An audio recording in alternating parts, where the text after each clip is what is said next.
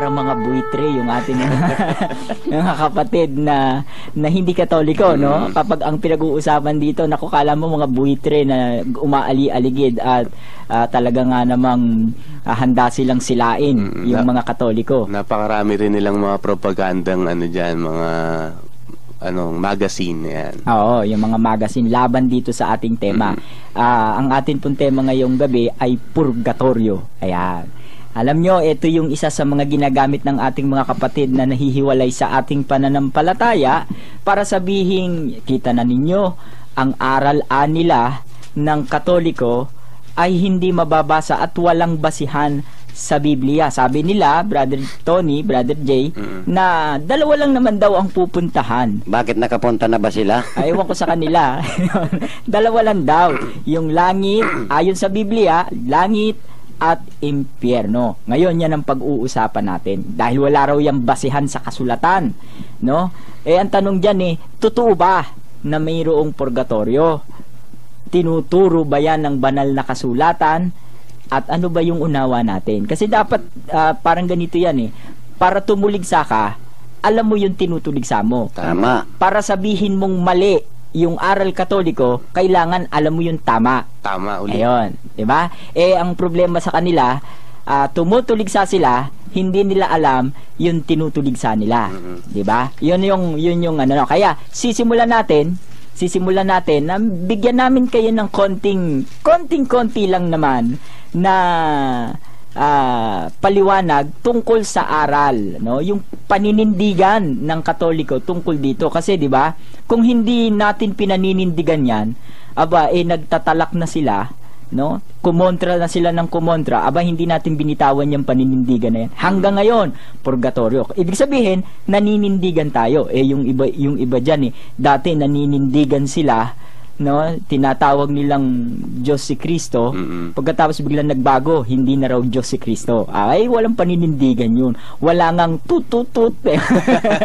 Yan ang sabi ng mga taga-kanto, di ba? Brother Tony, Brother Jay. Ngayon, tututut. Ngayon, ano ba yung tinuturo natin Katoliko dyan, Brother Jay, sa purgatorio? Dito sa Council of Florence, Session 6, July of 6, 1439. Also the souls of those who have incurred no stain of sin whatsoever after baptism, as well as souls who are incurring the stain of sin, had been cleansed whether in their bodies or outside their bodies, as we stated above, are straightway received into heaven and clearly behold the triune God as He is. Ito maliwanag, no? Sinasabi ng simbahang Katoliko, yun daw mga taong hindi nabahiran ng kasalanan pagkatapos ng bautismo, kasi nung nakaraang linggo ang tema natin, bautismo, di ba? Yun daw mga kaluluwa na hindi nabahiran ng kasalanan pagkatapos mabautismuhan, at yung mga kaluluwa na pagkatapos pagkatapos na mabahiran ng kasalanan ay nilinis naman sa ang kanyang katawan o dito sa mundong ito o sa labas ng kanyang katawan. Ibig sabihin, dalawa yung paglilinis. Maaaring malinis ka dito. Halimbawa, aral Katoliko yan. Pag nabautismuhan ka, pagkatapos namatay ka, saan ang punta mo? Sa langit. Sa langit. Pero pagkatapos mong mabautismuhan, tapos nabuhay ka pa ng mahaba, saan ang punta mo? Purgatorio. Bakit? Kasi ang sabi rito, whether in their bodies, sa katawang ito, or outside their bodies. Sa Latin sabi, vel in suis corporibus, whether in their bodies, at saka yung vel exute corporibus, o outside their bodies. Kaya ang paglilinis sa ating Katoliko, dito at sa labas. Ngayon, pag sinabi nilang, hindi dito nililinis akin nangopya sila. Kasi aral natin yon. Pag sinabi nilang ang nililinis ang kasalanan dito, sumampalataya ka, malilinis yung kasalanan mo. Tama ba sila? Nangopya sila. Kasi yun ang turo nating Katoliko. Kaya nga yung bautismo po, naglilinis ng kasalanan ng tao pagkatapos mabautisman. Pero pag nabuhay ka pa ng matagal at nagkaroon ka ng mga mumunting kasalanan at namatay ka sa biyaya ng Diyos, ano mangyayari sa iyo? Purgatorio ka. Ayun, lilinisin ka Meron pa rin, no? pagkatapos. Meron pa rin. Meron pa rin paglilinis. Ngayon, ang ano dyan, ganito, tututol sila. No? Papaano silang tututol, Brother Tony? Ano ba yung ginagamit nilang argumento para pabulaanan ang doktrina tungkol sa purgatorio? Ito ang kanilang tutol. Argumento upang tutulan ang purgatorio. Ang patay ay nauuwi sa alabok at wala pa sa langit, impyerno o purgatorio man. Malinaw sa pagtuturo ng Biblia na ang taong namatay ay nauuwi sa alabok ayon sa kanila at mananatili roon hanggang sa araw ng paghuhukom. Ang patay ay wala pa sa langit ni sa impyerno at lalong wala sa tinatawag nilang purgatorio sapagkat wala nito sa pagtuturo ng Biblia. Ang kanilang talatang ginamit, Job 7:21 at Genesis 3:9-10. Kaya yun daw namatay nandoon sa alikabok. Kaya pag naglilinis ka ng bahay, pinapagpag mo yung ibabaw ng appliances mo, maraming alikabok. Ingat-ingat siya. Oh. Baka tatay niya yung nawawalis niya, no? Nandoon daw sa alabok yung patay, no? Bumabalik sa alabok. Ngayon sagutin natin to. Sagutin natin yung napakaganda nilang argumento sa sobrang kagandahan ay Nauwi sa alabok. Paano pag yung paano pag yung namatay hikain, kawawa naman, no? Oo, maa-allergy siya. Hika. Oo. Ngayon, tugunin natin yung nila, no? Meron silang ginamit na talata simulan mo ron, brother, yung ginamit nilang talata. Nga naman, parang naman yung turo nila nasa Biblia. No? Dito sa 7:21 ng Job. At bakit hindi mo ipinatatawad ang aking pagsalangsang at inalis ang aking kasamaan, sapagkat ngayoy mahihiga ako sa alabok at ako'y hahanapin mong mainam, ngunit wala na ako. Okay, nasan siya? Nasa alabok daw. Nakahiga siya dun sa alabok. Yan yung ginagamit nilang talata. Meron pa silang isa dito sa Genesis 3:19. Ang sabi rito, sa pawis ng iyong mukha ay kakain ka ng tinapay hanggang sa ikaw ay mauwi sa lupa, sapagkat diyang ka kinuha, sapagkat ikaw ay alabok at sa alabok ka uuwi. Oo nga, Brother Tony? Oo. Ang sabi nila, magtatanong yan, saan ka kinuha? Sa alabok. Saan ka uuwi? Sa alabok. Hindi sa langit, hindi sa impyerno, hindi sa purgatorio. Ang ganda ng nila, ng turo nila. Ngayon, meron silang keyword dun Brother Jay, meron silang keyword na mawawala ang mga araw dito sa Job 14, no? Sabi nila mawawala ang mga araw, yun daw ibig sabihin mawawala ang ang langit. Ang mangyayari raw doon, yun daw yung paghuhukom. Tapos tatakbo sila ron kay Apostol Pedro. Pagkatapos tatakbo sila rito kay Daniel 12:2. Ano ang sabi ni Daniel 12:2? Pagdating daw ng paghuhukom, saan daw manggagaling ang mga patay? Basahin nga natin dito sa aklat ni Propetang Daniel. Ano sabi At marami sa kanila na nangatutulog sa alabok ng lupa ay mga gigising. Tigil, ayan. Yan ang babasahin nila. Saan daw manggagaling? Mabubuhay na mag-uli yung mga tao? Saan daw manggagaling? Sa alabok. Sa alabok. Kaya pagdating daw ng paghukom, ang lahat ng alabok magbabangon at magiging tao. Ubus na ang alabok pag nangyari yun. Paano yung tinabi ng pamangking kong mga alikabok sa kisame? Wala na Magiging tao yun? Magiging tao yun. Kung susundan natin yung kanilang argumento. Ngayon sagutin natin, pagkamatay ba ng tao? No. Ano ba nangyayari sa kanya? Ayon sa Biblia, pag namatay ang isang tao, ano ang nangyayari sa kanya? Basa, Brother Jay. Dito sa Hebreo 9:27, at kung paanong itinakda sa mga tao ang mamatay na minsan at pagkatapos nito ay ang paghuhukom. Ayun. Pag namatay ang tao, ano ang gagawin? Minsan, sabi anong gagawin sa kanya? Pagkatapos nito ay paghuhukom. Paghuhukom, hahatulan yan, 'di ba? Hahatulan. Bakit at saan siya hahatulan? O basahin din natin. Kung gumamit sila ng aklat ni Job, gumamit din tayo ng aklat ni Job. Ano ang sabi doon? Dito sa Job 34 at 11, sapagkat ang gawa ng mga tao ay tutuusin niya sa kanya. Ipagtatagpo sa bawat tao ang ayon sa kanyang lakad. Ayon, saan tutuusin daw yung tao? Ayon sa kanyang lakad. O, di ba? Saan ka patungo? dahil doon sa gawa mo, ibibigay sa iyo ng Diyos. Kaya pagkatapos na namamatay ng tao, hahatulan ng Diyos sa gawa. Pagkahatol sa gawa, ipatatagpo sa Kanya ang ayon sa Kanyang lakad. Kaya hindi totoo na yung sa alabok na uuwi yung patay. Maaari ganito. Pag namatay ang tao, yung bangkay, saan ang punta? Sa alabok. Sa alabok ang punta. Hindi tayo tutol dyan. Pero pag sinabi mong pati yung kaluluwa nando sa alabok, wala niyan sa Biblia na nando doon yung kaluluwa nung patay, no, yung kaluluwa nung patay sa alabok. Wala kang mababasa niyan sa Biblia. Miski magtutuwad sila, hindi mo mababasa yan. Meron kang mababasa yung kaluluwa nakasubsob sa alabok. Pero wala kang mababasa yung kaluluwa nung patay nakasubsob sa alabok. Dadagdagan na lang nila yan. Diba? Inimbento lang nila. Bakit natin sinasabi yon? Kasi merong ganito sinasabi sa Biblia. Anong sabi sa Ecclesiastes 12:7? At ang alabok ay mauuwi sa lupa. Ayan yung bangkay. Gaya ng una.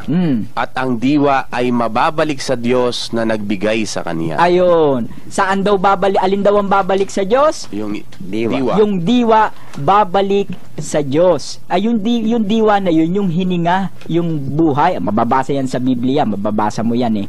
Ngayon, ayon sa Biblia, bukod doon sa sinasabing babalik sa Diyos, ayon sa Biblia, saan napupunta ang isang patay pagkatapos niyang mamatay? Yan, basahin mo, Brother Jay. Dito sa Henesis 15:15, datapwat ikaw ay payapang pasa sa iyong mga magulang, at ikaw ay malilibing sa mabuting katandaan. Nakita mo, dalawa yung sinasabi niya, di ba? Yung isa, sabi niya ganon, ikaw ay payapang, saan pupunta? Magulang. Pagkatapos ikaw ay malilibing sa mabuting katandaan. Yun yung ililibing, alin? Yung katawang lupa. Yung alabok, di ba? Yung kaluluwa, saan pupunta? Doon sa kanyang magulang. Meron pang isa, saan pupunta yan? Nung namatay si Abraham sa 25, ang sabi diyan. At nalagot ang hininga ni Abraham at namatay sa mabuting katandaan, matanda at puspos ng mga taon, at nalakip sa kaniyang bayan sa 17. At ito ang mga naging taon ng buhay ni Ismael, 137 taon. At nalagot ang hininga at namatay, at siya'y nalakip sa kaniyang bayan. Saan daw siya napunta? Lumakip siya sa kanyang bayan. Doon siya sa bayan niya pumunta. Paano siya mapupunta ro sa bayan kung physical na sinasabing pupunta siya sa bayan? Dedo na nga. Paano pang mapupunta siya doon?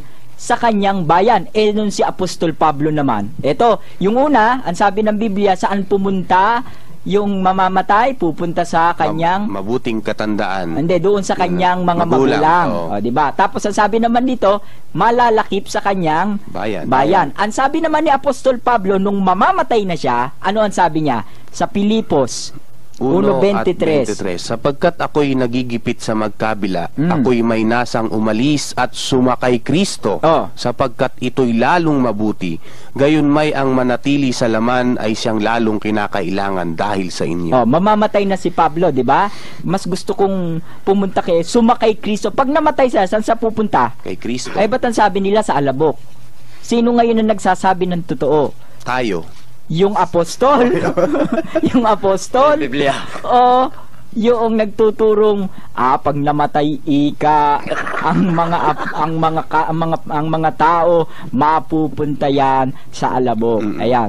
Sino ngayon nagtuturo? Palagay ko hindi nila naiintindihan na naman, no? Yung puro kanilang pinagbabasa. na naman ang kanilang pinagsasasabi. At saka alagaan lagi sila ng kaaway mga taong Biblia. Dagdagan pa natin ng isa, no? Dagdagan pa natin ng isa. Bukod dito sa kanyang mga magulang, bukod sa kanyang bayan, bukod sa pagpunta kay Kristo, meron pang isa na binabanggit ang Biblia kung saan pupunta ang patay sa 49 ng awit, ang talatay 14 hanggang 15. Ang sabi diyan, sila'y nangatagda sa Siyol na parang kawan, kamatayan ay magiging pastor sa kanila. At ang matuwid ay magtataglay ng kapangyarihan sa kanila sa kinaumagahan. At ang kanilang kagandahan ay mapapasyol upang matunaw. Mapupunta raw sa Siyol. Pagkatapos, tuloy mo basa. At ang upang mawala ng tahanan, ngunit tutubusin ng Diyos ang aking kaluluwa sa kapangyarihan ng Siyol. Hindi masabing ganon, yung kagandahan daw niya pupunta sa Sheol, ano mangyayari? Matutunaw. Pero anong sabi niya?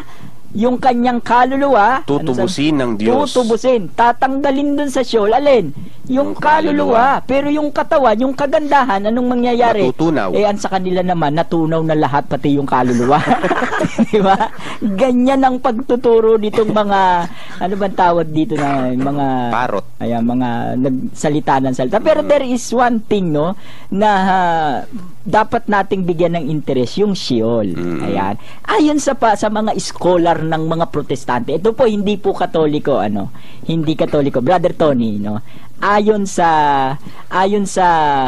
mga scholar ng protestante, ano raw ba itong Sheol sa kanilang diksyonaryo? Ano sabi diyan, Brother Tony? Ito ang paliwanag sa Sheol na mababasa natin kay edited by Merrill Tini, ang pangalan ng libro, Handy Dictionary of the Bible. Sheol, the Old Testament name for the place of departed souls, corresponding to the New Testament word Hades. When translated hell, it refers to the place of punishment, but when translated grave, to reference is the long soul of good men. It often means the place of the state of the soul between death and resurrection.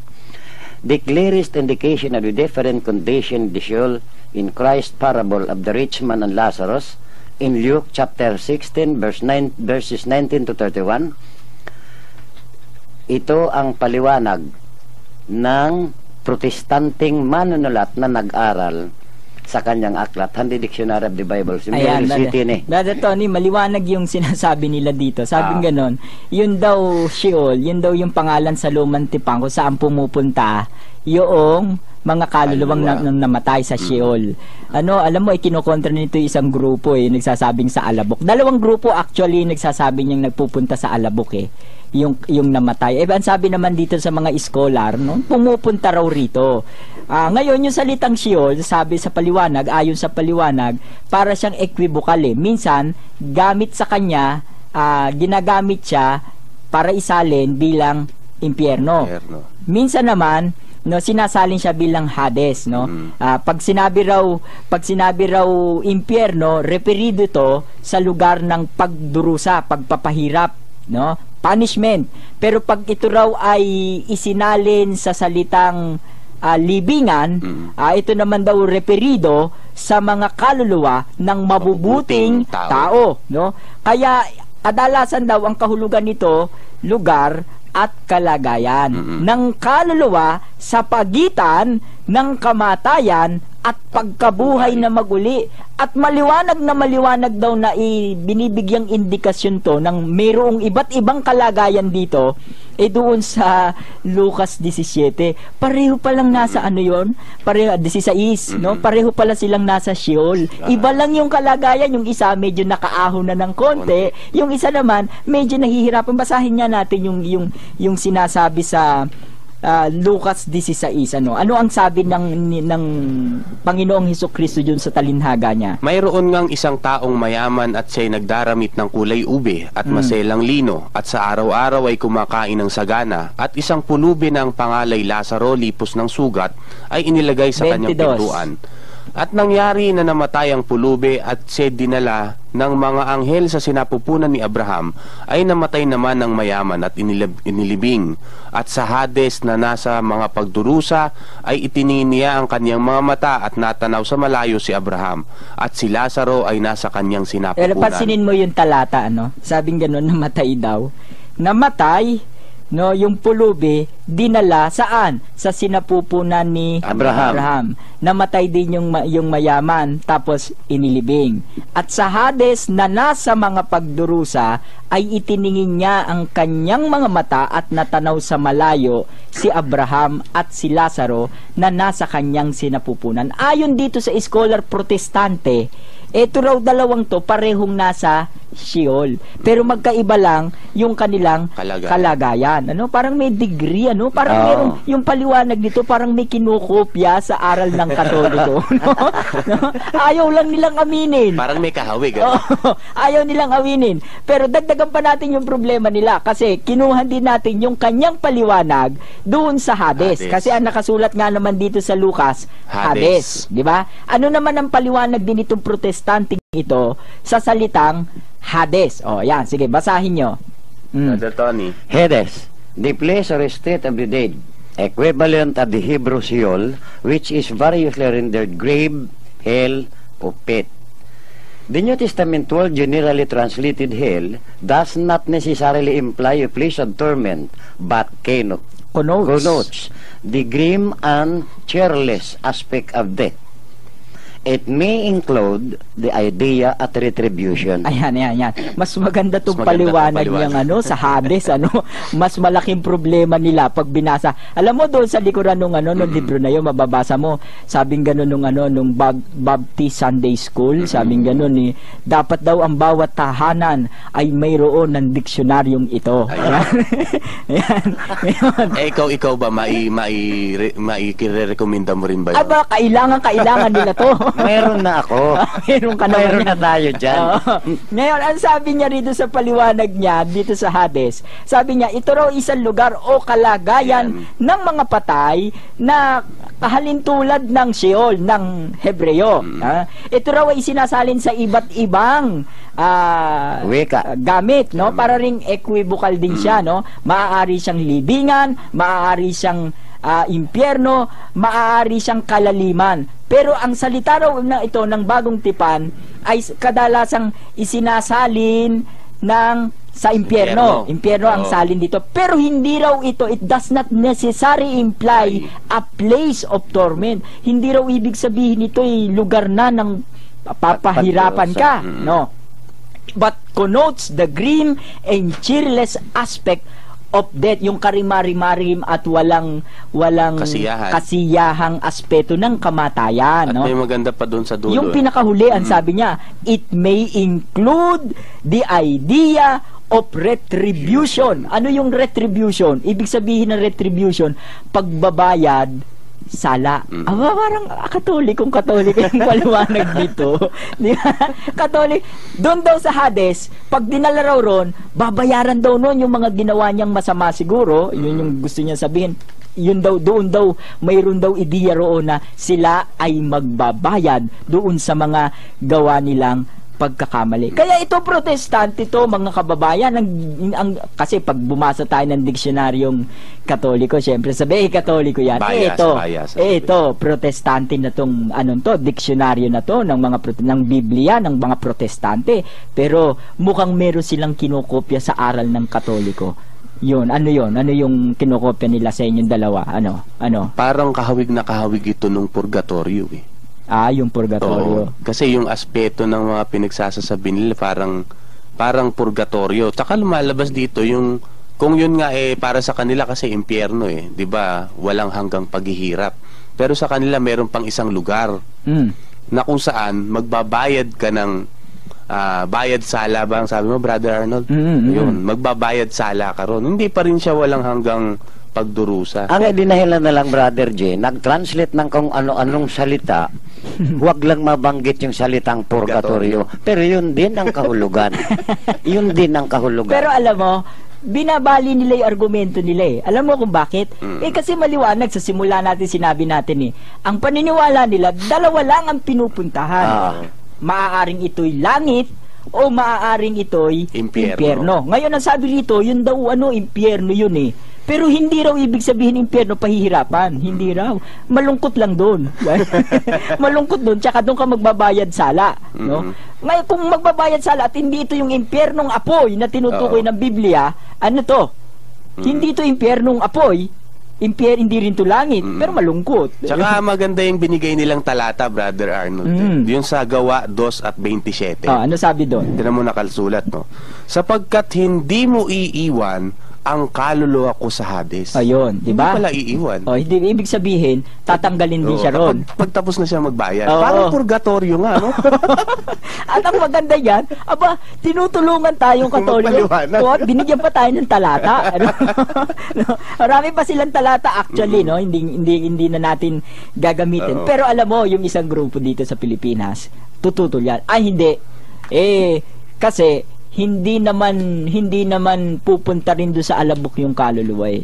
Ang sasabihin niyan, yung kaluluwa kasi namamatay din yan. Ayun. Ayan. Yan ang nila, tutol nila, Brother Tony. Ano ba yung sabi nila? Kawawa naman. Ano yung tutol nila? Pati kaluluwa, pinatay na nila. Kasi may nabasa sila. Pero ano yung paliwanag nila? Basahin mo muna yung paliwanag nila sa number 2. Sabi rito, Malinaw na namamatay ang kaluluwa kapag ang tao ay namatay. Ang katawan ay babalik sa pagkaalabok at ang kaluluwa ay nakasubasub sa alabok. ayan, nasabi nila, malinaw na namamatay ang kaluluwa. No, sagutin natin sila. Susundan natin yung argumento nila. May ginamit silang talata. Ipakibasa mga Brother J yung talata. Dito sa Ezekiel 18 at 20, ang kaluluwa ng nagkakasala mamamatay. Oo nga, nabasa no. Paano yan, Brother Tony?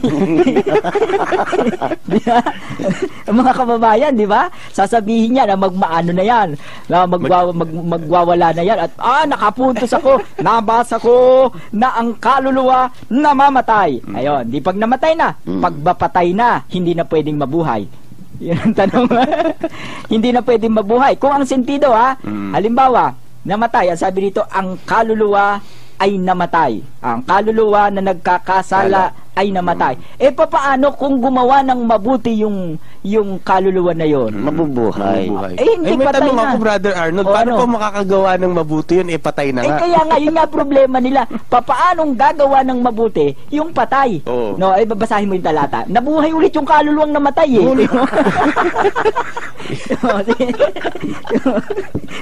Malaking problema nila dito. Bakit? Problemang malaki yan. Kasi yung kaluluwang pinatay nila, nabuhay bigla. Ayun, sige, basahin mo. Ibababa lang natin dito Oo. sa Ezekiel pa rin 18, 20 at 21. Sabi dyan. Ngunit kung ang masama ay humiwalay sa kanyang lahat ng kasalanan na kanyang nagawa at ingatan ng lahat ng aking mga palatuntunan at gumawa ng tapat at matwid, siya ay walang pagsalang mabubuhay, siya ay hindi mamamatay. Nabuhay ulit yung kaluluwang namatay. Yung pinatay nila. Oo. At ito hindi na po pwede sasabihin, hindi muling pagkabuhayan. Hindi hindi naman siya binuhay Oo. Gumawa siya ng matuwid.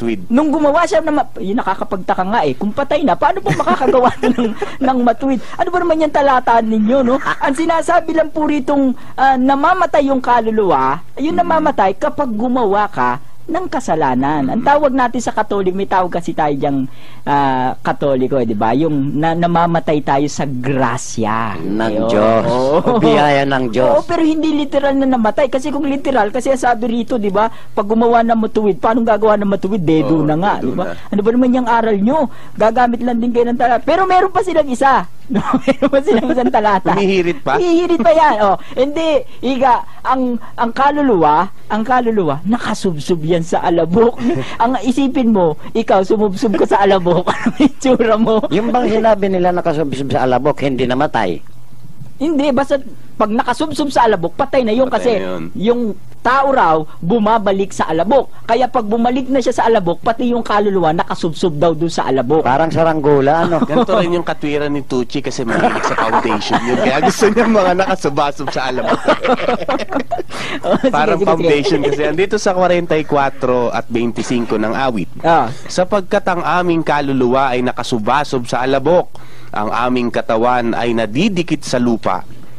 Ayan ang sinasabi nila. Ayan, kita mo na nakasubsob yung nakasubsob yung yung kaluluwa sa alabok. Ngayon tanungin mo, yung bang alabok doon na yung kaluluwang nakasubsob sa alabok, saan ba referido yun? Referido ba yun sa patay na? O referido yun sa nagdurusang tao? Yun, yung tanungin mo sa kanila. Oh, pag binasa mo yun, pag sinabi nilang sa kamatayan, basahin mo yung talata sa nagdurusa. Itataas mo lang yung basa. Sige, taas mo yung basa ng isang talata. Ano sabi diyan? Bakit mo ikinubli ang iyong mukha at kinalilimutan mo ang aming kadalamhatian at ang aming kapighatian? Ayun. Sapagkat ang aming kaluluwa ay nakasubasob sa alabok. Ayun, nagdurusa siya, 'di ba? Kasi ang mga Hudyo, kapag yan mayroong problema, ano ginagawa niya, Brother Tony? Pag may problema, halimbawa si Job namatay yung mga pamilya niya, anong ginawa niya? Naliligo ng alabok. Diba? Kaya sinabi rito sa awit 44, nung nakasubasob ang aming alabok, di ba magsusuot sila ng, ano ba yung susuot nilang damit doon? Yung magaspang na damit. Sako. Oo, sako. Tapos kukuha ng abo, ibubuho sa ulo nila. Kaya sinabi rito, sapagkat ang aming kaluluwa'y nakasubsob sa alabok, ibig sabihin yung ulo niya, nilagyan niya Ang ng... ibig sabihin nito, Oo. buhay pa itong mga ito. Buhay pa yan, nagdurusa lang. Pero sundan natin sila. Sige, patay na yan. Patay na. O sige, pagbigyan natin yung kamalian nila. Sige. O sige, pansamantalang tama yung kamalian nyo. O, paano yan pag may nabasa kami na yung kaluluwang to hindi nandoon sa alabok kung hindi nandoon sa pagdurusa. Wala sa alabok, itataas mo naman yung basa. Kanina, itataas mo pa ng isang taas yung basa sa 20. Ano sabi sa English, sa Douay version, ang sabi, "For thou hast humbled us in the place of affliction, and the shadow of death hath covered us." Ang sabi, nasan daw sila? In Place. the place of affliction. Affliction. Hindi impyerno to, Mm. at hindi rin langit to. Aba? Siguradong hindi alabok to. No? Hindi alabok to. Doon din sa ginamit nilang kaya kahit saan pumunta to, nako, para sinisilihan ng mga tumbong nito kapag ginamit nila tong talatang ito ng Biblia. Nako, tigil-tigilan ninyo yung talata. Alam naman namin kung saan nyo nakopya yung yan talata saan nila kinopya yan? Yung kumakatok sa bahay, nagbebenta ng pamphlet, yung mga street boys. Doon nila nakuha yung argumento nila. Brother Arnold, lulusot yan. Sasabihin nila, kung wala sa alabok, wala sa langit, wala sa impyerno, nasa dihierto. Wala na. Nagpapatawa na lang siya. Ayun. Ngayon, sabi nila namamatay yung alabok. Ano naman ang sabi ng Panginoon? Yan.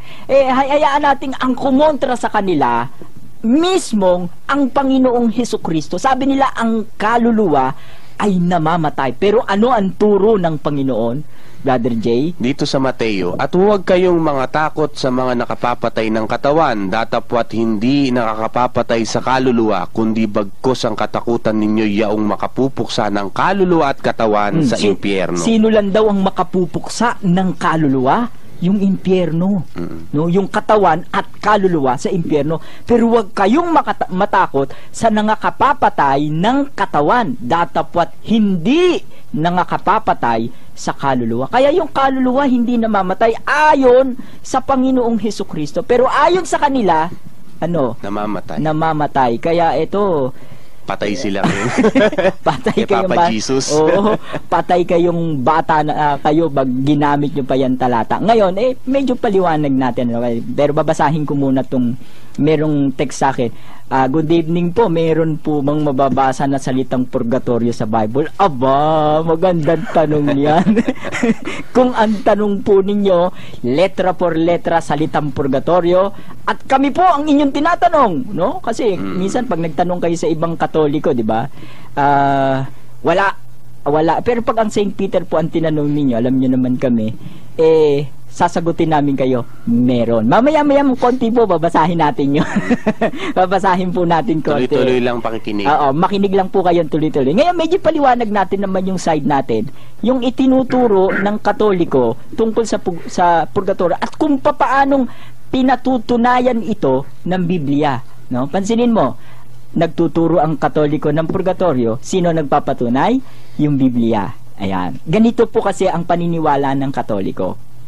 Una, naniniwala po ang mga Katoliko na yung lahat ng tao na ay ninanais ng Diyos na maligtas. At papaano pong pinatunayan ng Biblia yan? Dito sa unang Timoteo 2 at 3, Ito'y mabuti at nakalulugod sa paningin ng Diyos na ating tagapagligtas, na siyang may ibig na lahat ng mga tao'y mga ligtas at mga kaalam ng katotohanan. Ayon, pinatotohanan ng Biblia. Naniniwala rin po ang mga Katoliko na ang Diyos ay maawain. Ano po ang sabi sa Biblia? Dito sa bilang 14 at 18, ang Panginoon ay banayad sa pagkagalit at sagana sa kaawaan na nagpapatawad ng kasamaan at pagsalangsang. At sa awit 145, Ang Panginoon ay mapagbiyaya at puspos ng kahabagan. Ayon, pinatutunayan po ng Biblia ang pinaniniwalaan ng Katoliko. Ito pa po isa, naniniwala rin po na ang mga Katoliko na ang Diyos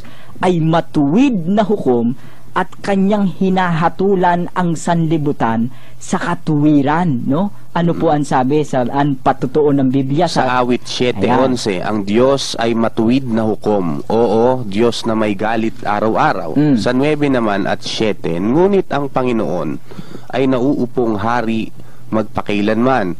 Inihinda niya ang kanyang luklukan para sa kahatulan.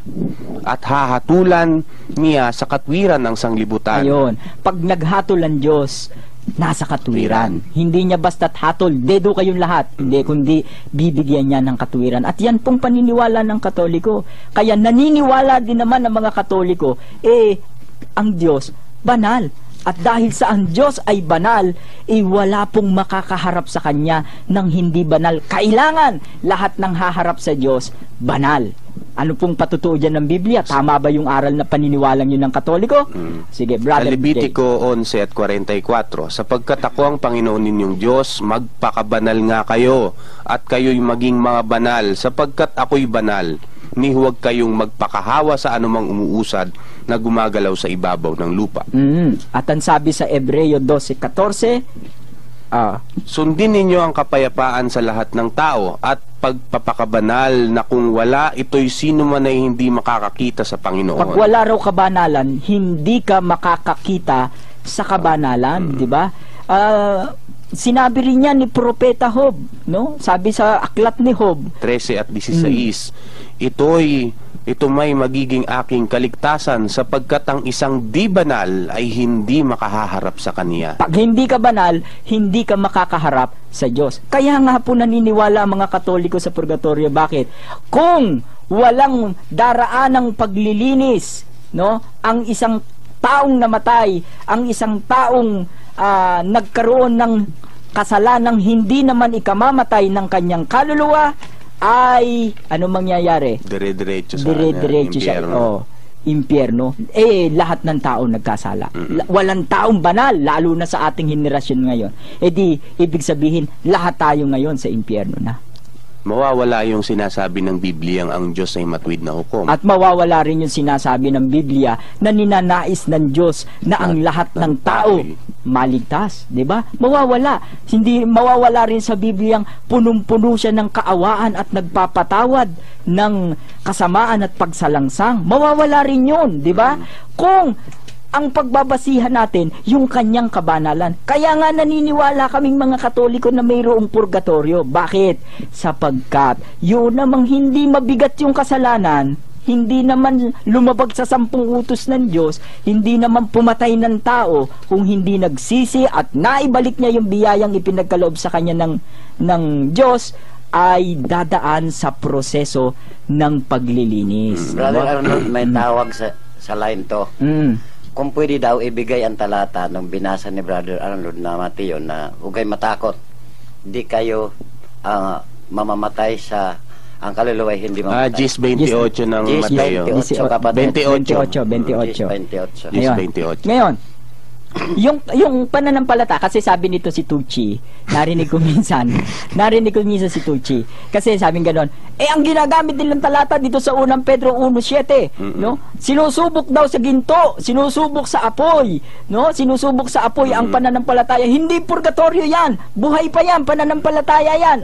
Sino naman may sinasabi namin na mali yan talata? Tama nga yan, kinopya mo lang sa amin yan di ba? Kasi ang aral nga natin, di ba kanina binasa mo yung aral natin, ang paglilinis po pwedeng dito sa mundo, at ang paglilinis po pwede rin sa kabilang buhay. Ayan, Papaano naman papaano yung susubukin habang buhay ka? Syempre, ang susubukin sa iyo yung pananampalataya habang buhay ka. Kasi pag patay ka na, hindi ka na makakapanampalataya Pag buhay ka, makakapanampalataya ka. At habang nananampalataya ka, susubukin ka ng Diyos sa apoy. Ano sabi ni Apostol Pedro? Sa unang Pedro 1:7, upang ang pagsubok sa inyong pananampalataya na lalong mahalaga kaysa ginto na nasisira, bagamat ito'y sinusubok sa pamamagitan ng apoy, ay masusumpungan sa ikapupuri at ikaluluwalhati at ikararangal sa pagpapakahayag ni Jesucristo. Saan daw sinusubok ang pananampalataya? Sa pamamagitan ng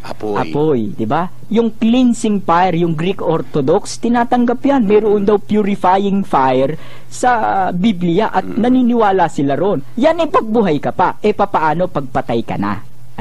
Pagpatay ka na, meron pa bang paraan para maglinis? Siguro basahin muna natin yung 14:13 ng Apokalipsis. Anong sabi ro sa 14:13 ng Apokalipsis? At narinig ko ang isang tinig na mula sa langit na nagsasabi, isulat mo, mapapalad ang mga patay na nangamatay sa Panginoon mula ngayon, o sinasabi ng Espiritu, upang sila'y magpahinga sa kanilang mga gawa, sapagkat ang kanilang mga gawa ay sumusunod sa kanila. Ano raw ginagawa nung gawa? Sumusunod kanino? Sa mga patay sa na mga namatay patay. sa Ayun. Panginoon. Paano sumusunod yun? Paano makakasunod sa kanila yung gawa? Di ba? Yung gawa. Paano makakasunod? Paano nilang tatamuhin yung gawa? No? Kasi, sabing ganon, meron ka rin mababasa sa Biblia, hinahatulan ng Diyos ang tao ayon sa gawa. Tanong dun papaanong sumusunod yung gawa ng tao sa mga patay? Pangalawang tanong, sabing ganon, sapagkat hinahatulan ng Diyos ang tao ayon sa kanilang mga gawa. Ang tanong doon, papaanong una hinahatulan? Pangalawa, papaanong sumusunod yung gawa doon sa namatay? Di basahin natin dito sa sinabi ni Apostol Pablo. Ano ang sabi ni Apostol Pablo sa kanyang sulat sa mga taga-Korinto, sa kanyang unang sulat sa mga taga-Korinto? Dito sa unang Korinto 3:12, datapwat kung ang sino may magtatayo sa ibabaw ng pinagsasaligang ito ng ginto, pilak, mga mahalagang bato, kahoy, tuyong dayami, ang gawa ng bawat isa ay mahahayag, sapagkat ang araw ang magsasaysay, sapagkat sa pamamagitan ng apoy inihahayag, at ang apoy rin ang susupok sa gawa ng bawat isa kung ano yaon. Kung ang gawa ng sino man ay manatili na kanyang itinayo sa ibabaw niyaon, siya ay tatanggap ng kagantihan. May ganti. Kung ang gawa ng sino man ay masunog, ay malulugi siya, ngunit siya sa kanyang sarili ay maliligtas, gayon may tulad sa pamamagitan ng apoy. Ayan, kita mo na, yung gawa ng tao, idadaan sa apoy yan, di ba? Susunod sa kanya yung gawa niya, doon sa patay, pagkatapos pararaanin sa apoy yan. Ano ba yung mga gawa mo? Sinabi rin ni Pablo, sabi rito, mayroong ginto, mayroong pilak, may mahalagang bato, may kahoy, may tuyong dayami. Ayan. Yung theology ni ni Pablo yan di ba? Ano yung unang masusunog pagdaan sa apoy? Yung tuyong dayami. Ano yung yung susunod? Yung kahoy. Pagkatapos yung mahalagang bato, yung pilak, yung mga ginto. Pero pag naubos yan, nalugi ka doon sa mga gawa mo. Ibig sabihin, walang saysay yung gawa mo. Pero maliligtas ka. Ang tinutukoy po dito ni Apostol Pablo, yung gawa ng tao, susunugin sa apoy. No? Susubukin sa apoy. Ang alin? Yung gawa. Doon po hinahatulan ng Diyos ang tao. Kailan? Pagkamatay ng tao ay paghuhukom. Ano yung tinutukoy ngayon dito? Purgatorio. Tawag nating mga Katoliko, purgatorio. Walang purgatorio sa Biblia. Di tawagin nyo kung ano yung gusto nyo tawag. Kami ang tawag namin dito, purgatorio. Ngayon, letra por letra ba, mayroong kang mababasa na salitang purgatorio, kagaya nung tanong nung ating kapatid na nag-text sa atin? Na mahinahon ang boses kahit hindi nakikita. Ang alin? Yung nagsasalita. Bibigyan po natin siya ng isang pahapyaw. Kasi yung patikim, ika nga, kung gusto mo ng mas marami pa, pumunta ka lang sa St. Peter. Kung gusto niyang mabundat, patikim pa lang. Patikim muna, tikim. Sabi nga ni Brother Lani, di ba? Sa sobrang dami ng tikim, pag ikot mo, busog ka na. Yun, sa warehouse, sabi niya. Ngayon, bigyan natin ng patikim. Kung gusto lang po ninyong marinig sa Biblia, meron ba sa Biblia salitang purgatorio? Papatikimin namin kayo. Kasi yung salitang purgatorio, hindi naman yan Tagalog. Hindi Tagalog yan Galing yan sa salitang Latin na purgationem, purgationis. No? Kaya kung maghahanap ka ng salitang purgatorio sa Tagalog, tapos haharapin mong salita Latin, abay, paano ka makakakita nun? Latin yung hinahanap mo, Tagalog yung hawak-hawak mo. No? Sintido ko mo, pero ito si Tuch, alam niya, nabasa niya na to, pero nagulat siya. Hindi niya ilalabas ng talata na to, pero alam ko, nagulat siya. Babasahin ko po. Eto. Sa isang talata ng Biblia, ganito po ang pagkakasulat sa salitang Latin. Ang sabi po rito, qui enim non preesto sunt heac quecus es et manu temptans oblivionem accipem purgationis veterum suorum delictorum. Meron pong nabasa. O kaya sabihin nyo sa pastor, Pastor, meron pong nabasa, anong sasabihin nyo? O ano isasagot nyo? Sasagot nila, ay, meron pala. Magugulat pa sila. Ay, anak ko, Brother Tony, dumating na naman yung oras ng ating, 5 minuto na lang tayo, no? Ang layo pala nito, no? At yung invitation namin, kung sakaling kayo'y nauhaw sa tikim dun sa mga patikim na binigay ni Brother Arnold, punta kayo lagi dun sa St. Peter Men's Society 3rd floor tuwing alas 3 ng hapon, linggo, katabi ng Quiapo Church, yung Cardinal Sin Building. Ayan. At marami kayong matututunan doon. At ang mga tagapagturo doon ay masasabi natin talagang hindi lang basta nagsunog din ng kilay, na hindi lang mayayabang na kagaya ng ilan dyan na ipinagmamalaki na sila nga ay Bible scholar. Pero yung aming tagapagturo hindi nagmamalaki na Bible scholar. Kaya lang, sumusunod sa Biblia, hindi pinipilipit ang nakasulat sa Biblia. Oo, sana naman, walang pilipitan. Ano? Kung gusto nyo pilipitan, magpilipitan kayo ng leeg. Pero, pag ang Biblia po ang usapan, Biblia na po yan mga kababayan, wag naman po nating gamiting yung Biblia para sa pansarili natin. Wag po yung Biblia ang pasunurin ninyo doon sa aral nyo, kung hindi kayo ang sumunod doon sa Biblia. Ganon. Magkaroon naman sila ng konting takot sa Diyos. Oo. Nilalapastangan nila ang salita ng Diyos. Bago tayo matapos, babasahin ko lang itong yung sinabi ni Pope John Paul II sa kanyang librong Crossing the Threshold of Hope. Sabi ni Pope John Paul II, the Holy Scriptures include the concept of purifying fire. The Eastern Church adopted it because it was biblical while not receiving the Catholic doctrine on purgatory. Besides the bull of Benedict XII from the 14th century, the mystical works of St. John of the Cross offered me a very strong argument of purgatory. The living flame of love, of which St. John speaks, is above all a purifying fire. The mystical nights described by this great doctor of the church on the basis of his own experience correspond in a certain sense to purgatory. God make man pass through such an interior purgatory of his sensual and spiritual nature in order to bring him into union with himself. Here we do not find ourselves before a mere tribunal. We present ourselves before the power of love itself. Before all else, it is love that judges. God, who is love, judges through love. It is love that demands purification. Before man can be made ready for that union with God, which is the ultimate vocation and destiny. Ang sinasabi po rito ni Pope John Paul II, kaya raw kailangang hatulan at humarap tayo sa Diyos sa pamamagitan ng purgatorio at paglilinis dahil daw po sa pag-ibig. It is the living flame of love. 'Di ba? Haharap ka na sa Diyos at dahil gusto mong humarap sa Diyos nang ikaw ay malinis, kailangan mong magtiis, 'di ba? Sabi niya ang Diyos ay pag-ibig at kaya kailangan yung medyo magdadanas ka ng kaunting kahirapan, yun dahil sa pag-ibig, no? Kaya nga po ang purgatorio, napakaganda. Dito po ipinahahayag ang pag-ibig ng Diyos. Kaya po mga kababayan, sa mga susunod na linggo, na aming pagtalakay, huwag po ninyong kalilimutan, pag ang Diyos ay umiibig po siya kung minsan sa pag-ibig may nasasaktan at may sinasaktan. Pero yung sakit pong yun, tinuturuan tayong maging ganap. Hindi na po namin siguro mababasa yung napakaraming text na dumating sa atin ngayon dahil wala na po tayong oras. Siguro sa mga susunod na lang namin itong babasahin. Pero maraming salamat po sa inyong mga pagtangkilik sa amin. No? Sabi ni Sherwin, namumuti na raw yung mukha nila siguro sa alabok. Para na raw silang espasol.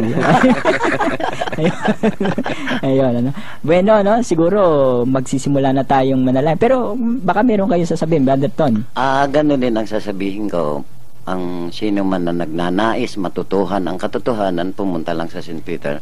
Ayon sa sinabi ni Brother J kanina, alas 3 ng hapon hanggang alas 7 ng gabi. Yung talata po na binasa ko sa Latin, doon po tayo sa St. Peter mag-usap at bibigay ko po sa inyo. Nasa Biblia po talaga yun. Siguro po, hanggang dito na lang po muna. Sa susunod po Lunes, magkita-kita po tayo at magtalakayan po.